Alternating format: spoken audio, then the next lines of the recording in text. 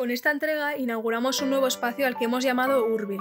Queremos que sea un lugar de encuentro en el que podamos con tranquilidad escuchar a los protagonistas de la vida de Goaisia, para así poder acercarnos a la construcción de otro mundo posible. Marisabel, hoy que tenemos esta oportunidad, queremos conversar contigo sobre tu pertenencia a Goaisia y aprovechar también para conocer desde tu experiencia la realidad de Perú, pues este es un país en el que Goaisia está vinculado casi desde el principio de su quehacer, y además está viviendo en este momento en un lugar en el que Goaisia colaboró con algunos proyectos y este año, por las circunstancias de la pandemia, ha vuelto a hacerse presente. La vinculación afectiva es una vinculación que se remonta pues, a mis primeros años en los que empiezo a pensar que puedo ser religiosa y que me voy a vincular a la congregación de Santa María de la Providencia, y desde ese momento yo me siento como muy cercana al Perú y a la misión que la congregación tiene en aquel país. Y luego hay una vinculación más de carácter efectivo, ¿verdad?, que se remonta al año 1999, porque yo hago una experiencia de 2 meses en San Juan del Oro, que era un colegio que nosotros teníamos en el departamento de Puno, al sur del país.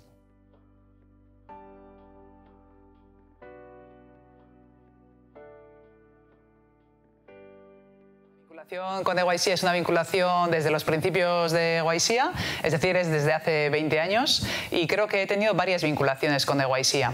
Por una parte, mi pertenencia también al Colegio de Aldache me ha permitido involucrar, ¿verdad?, las dos realidades educativas y de cooperación al desarrollo. Por otra parte, mi trabajo personal en Goaisia, bueno, pues ha sido un trabajo largo, muy intenso, con personas geniales, ¿no?, que tenían mucha fuerza, ¿verdad?, para poder cambiar este mundo al que yo pues esa fuerza yo siempre me he sumado pues en diferentes plataformas, ¿no?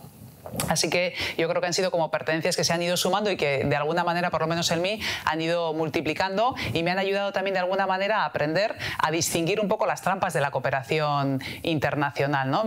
Ese ha sido una plataforma para mí interesante para poder reflexionar, para poder encontrarme con personas diversas que me han ayudado también a crecer como mujer, en mi fuerza por el cambio, ¿no?, por ese mundo posible. Algunas veces en el lenguaje coloquial no solemos distinguir lo que es ayudar, lo que es cooperar, lo que es colaborar, ¿verdad? Y esa relación en la práctica tiene algunos matices que son muy importantes. O sea, no es lo mismo ayudar que cooperar, porque no es la misma relación que se genera entre las partes. Entonces, a nosotras siempre hemos tenido mucho cuidado en mantener una relación de igual a igual y nunca de dependencia. Yo creo que en Goaisia ese camino lo hemos hecho y yo he hecho ese camino con Goaisia también, ¿verdad?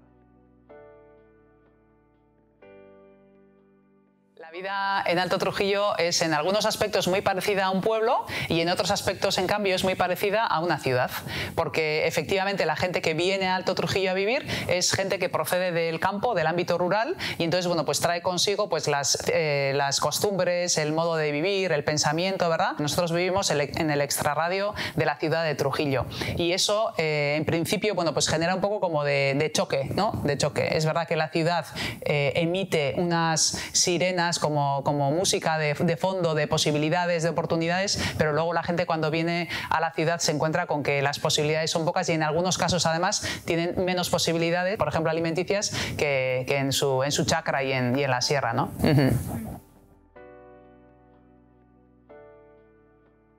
Que nosotros compartimos, ¿verdad?, las circunstancias mundiales en este momento planetarias, porque también nos ha llegado efectivamente la pandemia, pero yo creo que hay una diferencia fundamental, ¿verdad?, y es que esta pandemia ha dejado a la vista cuál es el punto de partida de cada uno de los países. El dato objetivo, ¿verdad?, que daba el presidente un día en la televisión es que la pandemia en marzo de 2020, cuando empezábamos la pandemia, empezábamos con 100 camas UCI y 100 camas UCI para más de 32 millones de habitantes, ¿no? Las condiciones son para todos iguales, así lo decimos, pero efectivamente cada uno al final pues tiene que navegar en esa tormenta pues en un crucero, en una chalupa o en un chipironero, ¿no? Y nosotros nos toca pues así en la chalupa más pequeña.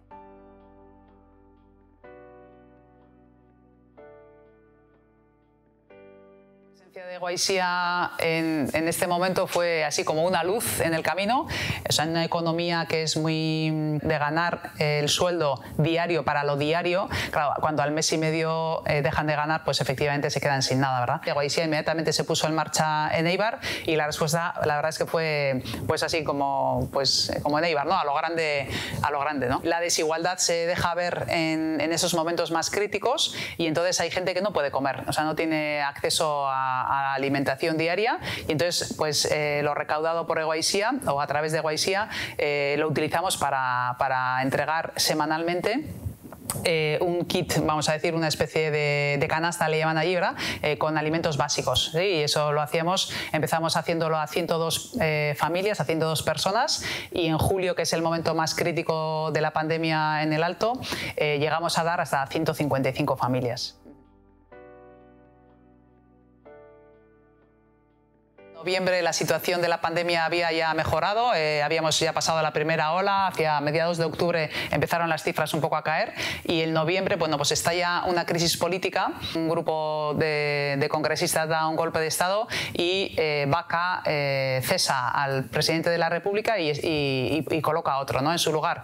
Y la verdad es que fueron 5 días de una tensión importante porque no sabíamos exactamente qué es lo que iba a pasar. Fue muy esperanzador el movimiento juvenil estudiantil, ¿no?, mejor dicho, que sale a la calle y nos arrastra, la verdad es que nos arrastra a miles de personas, ¿no? Un lunes cesan al presidente, el martes jura el nuevo presidente y el jueves estábamos miles de personas por las ciudades principales, por lo menos del país, manifestándonos en la calle. Y estaba dirigido todo esto por la población universitaria fundamentalmente, ¿no? Eso fue sí muy esperanzador, porque parece que no hay un relevo político importante en el país, pero bueno, pues de repente pues este va a ser como el momento de quiebre, ¿no? Ojalá sea.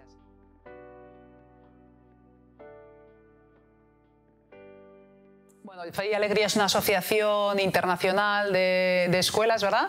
Fundamentalmente en Latinoamérica, pero también en África y en Asia. Y Fe y Alegría está en lugares muy diversos en el Perú.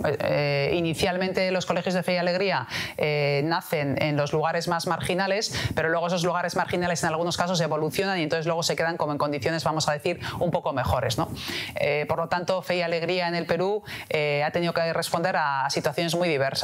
En concreto nosotros en el Alto Trujillo, en nuestro alumnado no ha venido ni un solo día a clase porque en el momento en el que estalla la pandemia nosotros estábamos empezando el año escolar en marzo, nuestro año escolar transcurre entre marzo y diciembre, entonces solamente vinieron a la inauguración los de primaria, pero secundaria, por ejemplo, no se incorporó en ningún momento al colegio. Por lo tanto, hubo que en el camino inventarse cómo poder responder a esta situación. En el Alto Trujillo la comunicación por internet es muy complicada porque la gente no tiene planes de datos. Entonces el 98% de nuestro alumnado lo que ha tenido que hacer es recargar semanalmente su celular, ¿verdad?, su móvil, para poder acceder a las clases. Y todas las clases han sido por WhatsApp, porque no tienen acceso a Google, por ejemplo. O sea, tienen un contrato de WhatsApp, pero eso no les permite acceder a Google, ¿no? Los WhatsApps han estado a estallar, había que mandar los profesores tenían que mandar las tareas, los alumnos tenían que devolver fotografías con esas tareas, porque además el ministerio estaba exigiendo evidencias de todo lo que se estaba haciendo. Además, como la situación económica iba complicándose, los más mayores, fundamentalmente a partir de tercero de secundaria, se han ido incorporando en la medida de sus posibilidades a trabajar. Entonces han tenido que combinar el trabajo con el estudio. En la medida en que transcurría el año escolar, la situación se ha ido complicando cada vez más. Sí.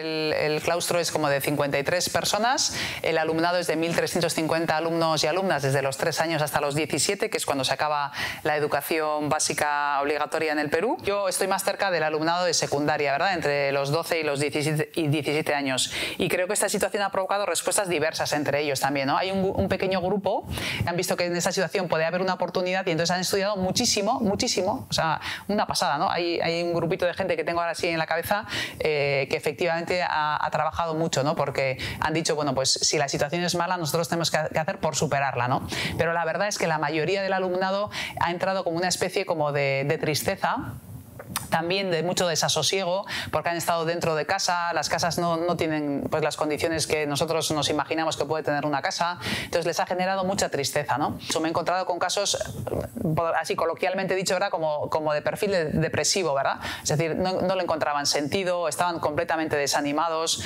y sin ningún tipo de ganas, ¿no? para poder seguir estudiando. Así que yo creo que ha sido una situación muy complicada para ellos, que requería una madurez que evidentemente a los adolescentes no les podemos exigir.